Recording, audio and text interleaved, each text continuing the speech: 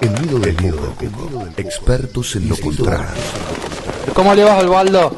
¿Qué tal? ¿Cómo están ustedes? Muchísimas gracias por atendernos hoy, Gracias a ustedes. Osvaldo, ¿qué le resulta de todo esto, estos días, estos pocos días que pasaron, tan rápido, cosas tan raras, ¿no?, que pasan? Sí. Usted que ha vivido una gran parte de nuestra historia, ha pasado por gobiernos democráticos, dictaduras. 88 años. 88 años de historia argentina. ¿Qué nos puede contar, Osvaldo? Queremos saber. Bueno, es un incomprensible retraso. Uh-huh. Que realmente, después de tantas experiencias con la década infame, etcétera, etcétera, los argentinos fueran a elegir un conservador absoluto como este señor Macri, es increíble, es increíble. Para mí fue una derrota absoluta y total. Uh-huh. Y también un hecho histórico, que este tipo de derecha fue votada, ¿no? Y no llegó al poder a través de golpes claro, de Estado. Eso es indiscutible, Uh-huh. sí, no, claro.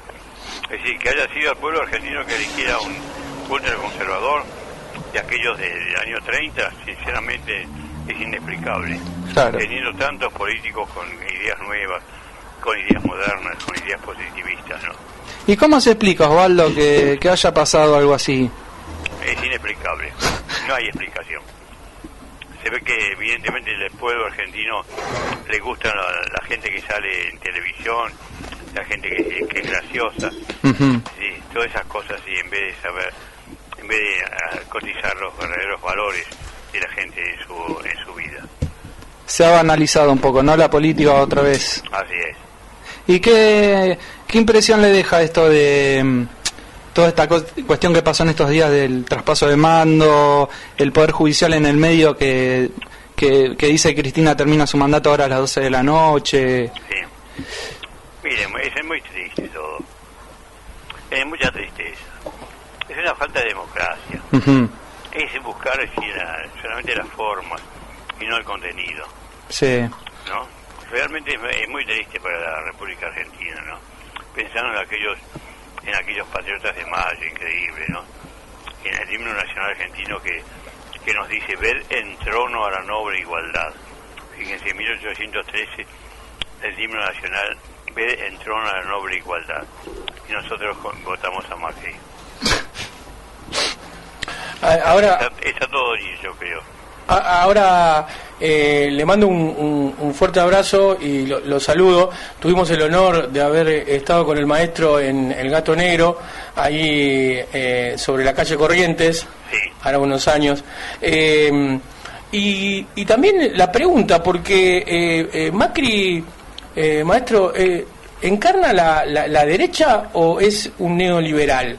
Creo que tampoco, ¿no? Tiene porque es un paradigma, porque tampoco es una derecha nacionalista lo que él... El neoliberalismo es derecha, evidentemente, lo ha demostrado en el mundo, ¿no? Lo ha demostrado en Inglaterra, en Alemania, en Francia, en España, en todos esos lugares. Es decir, el neoliberalismo realmente no es de ninguna cosa positiva. Es decir, nos han metido bien adentro del capitalismo y del negocio de los capitalistas, ¿no? Una pregunta, Osvaldo, ¿cómo le va? ¿Cómo le va? Hola, ¿cómo le va, Osvaldo? Yo también le doy un abrazo. A mí me queda como una cuestión enigmática de por qué alguien, quizás hablaron un rato recién de esto, de por qué alguien que pertenece a clase trabajadora puede votar a alguien como Macri, ¿no? Es como un enigma irresuelto. Es un enigma, es muy argentino eso. ¿Usted qué le preguntaría? No hay conciencia de clase. Exactamente, ¿sí? ¿Usted qué le preguntaría o cómo le preguntaría? Se vota al hombre más visto en televisión, al hombre Sí. que sale en televisión, y te dicen, salió en televisión, como diciendo eso ya es la consagración de la gente, ¿no? Son los argentinos, realmente somos los argentinos, somos así. O sea que un asesino, Robledo Puch, que en su momento salió mucho en televisión, podría haber sido votado, claro. También, si exactamente. Si se presenta, claro, estaría por lo menos en minoría diputados. Claro, absolutamente. ¿Y usted cómo le preguntaría? ¿De qué forma? Porque a mí no me sale. ¿Cómo le preguntaría a alguien que pertenece a clase trabajadora por qué vota a alguien que represente los intereses opuestos? Y directamente simplemente con esa palabra. ¿Por qué votó usted a un hombre que no es de la clase trabajadora? Entonces yo estaba preguntando bien, pero obtenía respuestas muy incoherentes. Ahora podemos ir también a la idea de Jauretche sobre el famoso piojo resucitado argentino, ¿o es muy duro? Luego la crítica es demasiada. No, no está bien. Jauretche tenía muchas razones, muchas cosas, ¿no?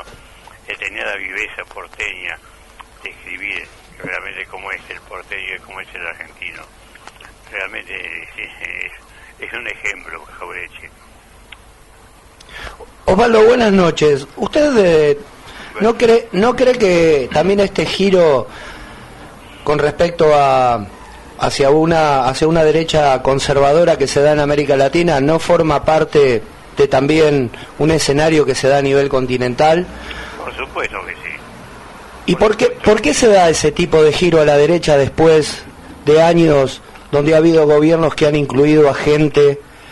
Y bueno, porque la derecha se mueve y es muy poderosa. Realmente es la más poderosa en capital de toda Latinoamérica. Por eso puede moverse, ¿no? Es el capitalismo que se mueve. Sí, incluso también nos llamaba la atención que la derecha ha ganado, por ejemplo el caso de Francia últimamente, en las últimas elecciones también ha habido un reposicionamiento dentro del esquema europeo, ¿no? Sí, bueno, por supuesto. Pues la derecha tiene muchísimo dinero, tiene todo el dinero del mundo, y entonces puede hacer una gran propaganda, puede tener radio, tener televisión, tener diarios, etcétera. Y entonces, bueno, si la gente mira lo que le dice la pantalla, ¿no? Y hace lo que hace la pantalla, ¿no? Desgraciadamente es así. Puede ser, Osvaldo, que en parte el poder del capitalismo de la derecha tiene que ver con una construcción de subjetividad que implica como un valor muy fuerte del individualismo, una acentuación del individualismo. Sí, sí. La mayoría de la gente piensa que evidentemente los obreros no tienen razón, que tienen razón los capitalistas, porque realmente por algo son capitalistas, por algo saben manejar su dinero. Entonces, dar un poder a los obreros sería una pérdida total y absoluta. Habría que trabajar todo el mundo. En cambio, claro, el capitalismo realmente demuestra eso, esa conversión, esa pérdida de ética. Entonces, donde se pueden hacer muchísimas cosas que con otro gobierno no se podrían hacer. Y ahora también nos enfrentamos a una cuestión bastante preocupante, escuchándolo a Macri por lo menos con lo que él dice que va a ser su política internacional de alinearse a Estados Unidos, Europa, la Alianza del Pacífico, con todos los problemas que estamos viendo ahora con el tema de ISIS, el terrorismo, etcétera, y parecería que nos vamos a meter otra vez en un problema ajeno, no un problema que ni siquiera es nuestro. Y bueno, es Macri, por eso se votó a Macri. Estados Unidos siempre en su política nunca la va a dejar. Y entonces Macri es justamente un alumno de ellos. Y entonces nos mete esa política. Va a ser muy triste, realmente va a ser muy triste para los que queremos la igualdad y la libertad, como dice nuestro himno nacional. Ahora, históricamente, la neutralidad de la Argentina siempre valió la pena para nuestro país porque, por ejemplo, en el tema de la Segunda Guerra, Perón logra la argentinización de lo que tenía que ver con las vías férreas y los trenes, porque Perón decía que lo que siempre querían hacer los gringos era hacernos pagar la guerra. Así es. La posición de Macri ahora es como que nosotros ya empezamos a pagar una guerra que sí o sí, porque en este momento los Estados Unidos no tienen una fuerza, un ejército desplegado en los problemas de Medio Oriente. ¿Nosotros qué vamos a pagar con este alineamiento de Macri, del gobierno de Macri a los Estados Unidos? Y quedar en la línea. Todo lo que realmente favorece a Estados Unidos vamos a estar allí, nosotros en primera fila. Sí, vamos a seguir esa política. Como hizo Menem con la guerra del Golfo, ¿no? Una cosa parecida. Exactamente, va a ser la misma política. O sea, vamos a estar bastante expuestos a toda esa problemática. Así es. ¿Y usted, Osvaldo, cree que hemos vivido estos 12 años de kirchnerismo en donde nosotros quizás fuimos bastante críticos con el gobierno, pero también hemos rescatado cosas que consideramos que se han hecho bastante bien, y hoy vivimos en una sociedad con un poco más de conciencia, con derechos que se han restituido.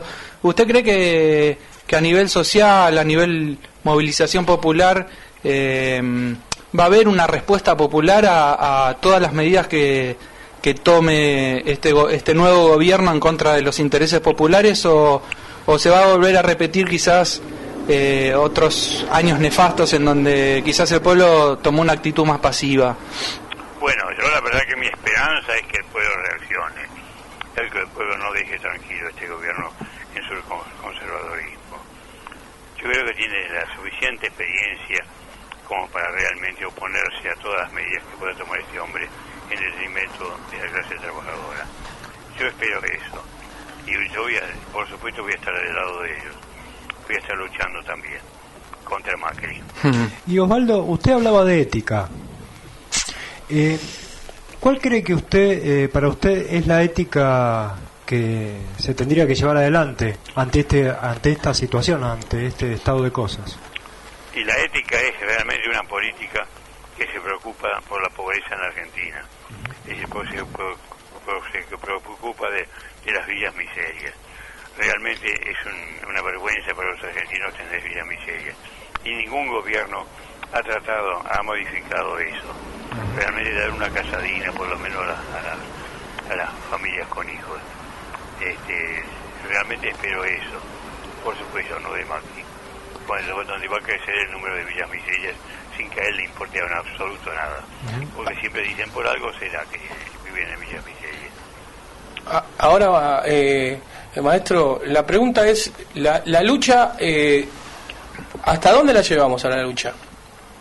La lucha tiene que ser constante, de toda la vida.